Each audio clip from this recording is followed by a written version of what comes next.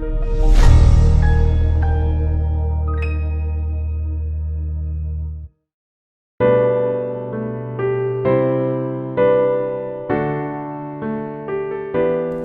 pagi sahabat Saroha yang dikasihi Tuhan kita Yesus Kristus. Sebelum kita mendengarkan firman Tuhan yang menjadi renungan kita untuk pagi hari ini, terlebih dahulu kita berdoa. Kita berdoa. Kasih karunia bagimu dan damai sejahtera yang dari Allah Bapa di dalam Kristus Yesus Tuhan kita. Amin. Sahabat Saroha, firman Tuhan yang menjadi renungan untuk kita pagi hari ini tertulis di dalam 1 Petrus pasal yang ketiga ayat yang ke-15. Demikian firman Tuhan. Tetapi kuduskanlah Kristus di dalam hatimu sebagai Tuhan, dan siap sedialah pada segala waktu untuk memberi pertanggungjawab kepada tiap-tiap orang yang meminta pertanggungjawab dari kamu tentang pengharapan yang ada padamu, tetapi haruslah dengan lemah lembut dan hormat. Demikian firman Tuhan.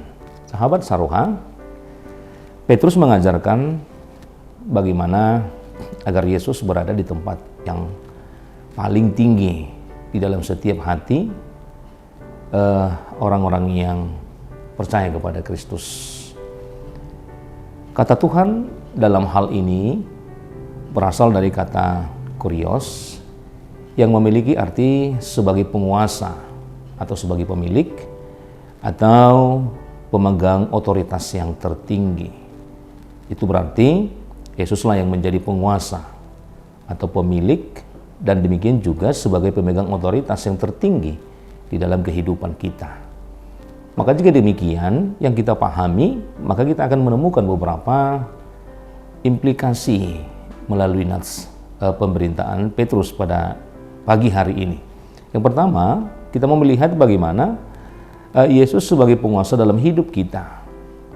Maka kita harus senantiasa tunduk pada setiap perintah.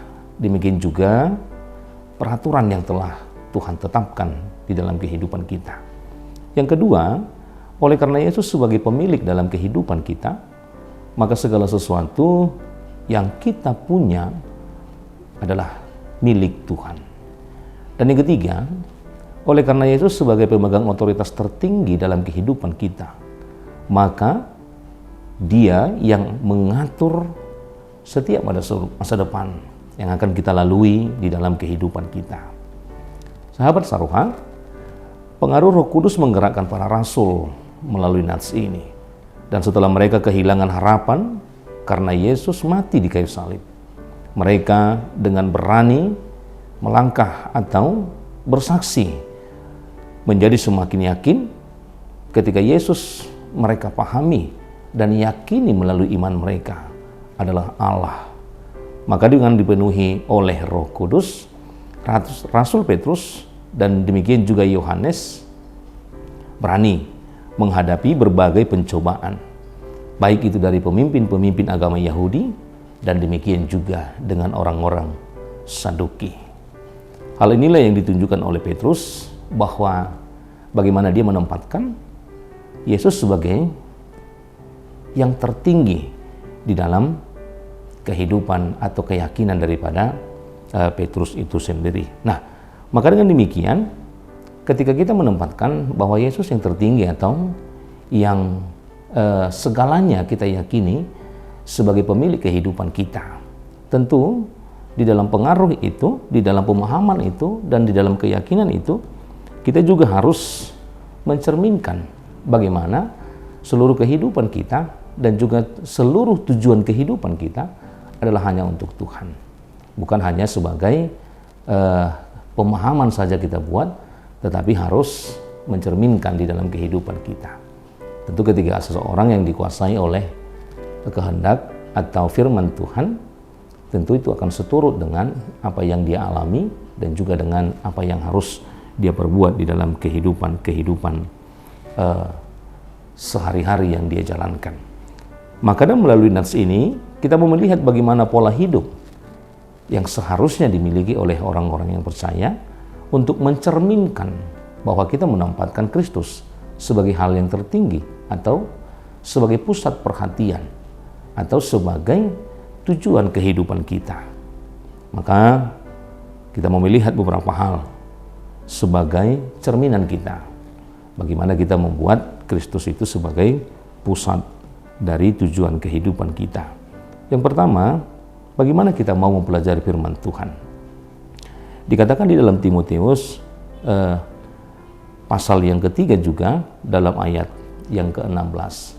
Bagaimana kita mau mempelajari firman Tuhan sebagai pusat hidup atau sebagai tujuan hidup kita. Bahwa semua kitab suci yang diilhami atau secara ilahi itu senantiasa bermanfaat ya untuk mengajar dan untuk menunjukkan setiap kesalahan, dan demikian juga untuk memperbaiki setiap perilaku dan dalam bimbingan orang untuk menuju kebenaran. Itulah manfaat ketika seseorang mau mempelajari firman Tuhan. Maka dia bermanfaat untuk mengajar kehidupan kita, demikian juga untuk menunjukkan setiap kesalahan yang kita perbuat, agar kita tidak senantiasa melakukan kesalahan itu.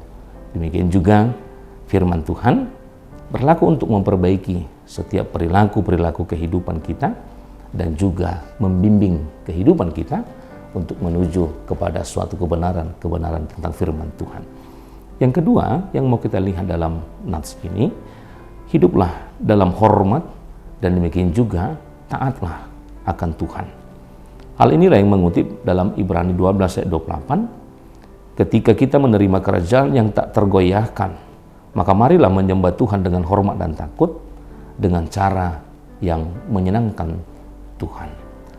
Hendaklah setiap perilaku, hendaklah setiap perbuatan, perkataan, apapun yang boleh kita buahkan. Bagaimana kita memahami, itu hanya untuk menyenangkan hati Tuhan. Bukan berada di luar daripada kehendak Tuhan.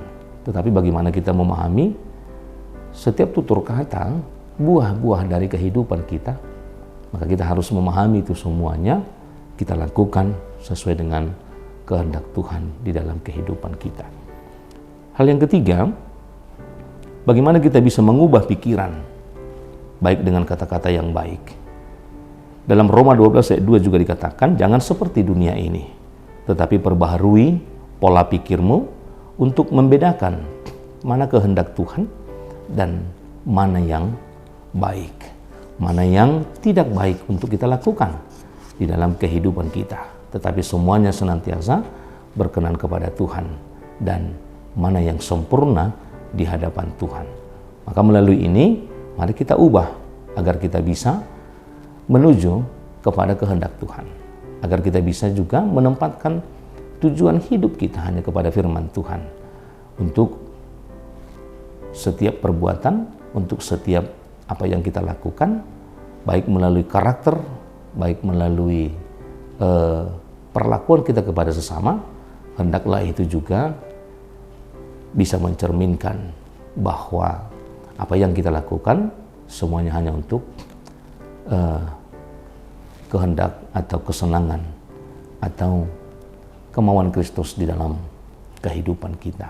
Karena keseluruhan kehidupan kita hanya untuk Tuhan, maka permulaan apa yang kita lakukan sampai pada akhirnya kita melakukan segala sesuatu, hendaklah itu mencerminkan kehendak-kehendak Tuhan yang harus kita perbuat. Amin. Tuhan Yesus memberkati. Kita berdoa. Bapa di surga, terima kasih Tuhan buat segala kesempatan hidup yang Engkau berikan di dalam kehidupan kami. Bagaimana Tuhan senantiasa memelihara kami, mencukupkan segala kebutuhan-kebutuhan kehidupan kami, memberikan kami kesehatan sehingga kami boleh melakukan segala aktivitas. Demikian juga setiap pekerjaan-pekerjaan yang sudah Tuhan tentukan di dalam kehidupan kami. Melalui firman-Mu Tuhan, kami disapa bagaimana kami menempatkan Kristus di dalam kehidupan kami menjadi hal yang tertinggi, agar semua kehidupan kami berpusat kepada firman Tuhan. Bagaimana setiap tutur kata, langkah dan perbuatan kami hendaklah itu menyenangkan hati Tuhan. Maka ajar kami Tuhan untuk senantiasa boleh melakukan itu semuanya dengan kuasa Roh Kudus Tuhan yang membimbing hati dan pikiran kami, agar kami mengetahui apa yang Tuhan kehendaki dan apa yang tidak Tuhan kehendaki di dalam kehidupan kami. Boleh kami senantiasa melakukan itu, agar kami dengan segala perjalanan kehidupan kami boleh berbuahkan kebaikan-kebaikan yang Tuhan kehendaki. Untuk itu ajar setiap jemaat-Mu yang senantiasa melakukan segala aktivitas kami. Kiranya apapun yang kami lakukan boleh berbuahkan kebaikan yang akan kami pakai di dalam setiap pekerjaan perjalanan kehidupan kami. Hapuskan segala dosa pelanggaran kami, agar itu tidak menjadi penghalang akan berkat Tuhan yang boleh kami terima di dalam kehidupan kami. Terpujilah nama-Mu hingga selama-lamanya. Amin.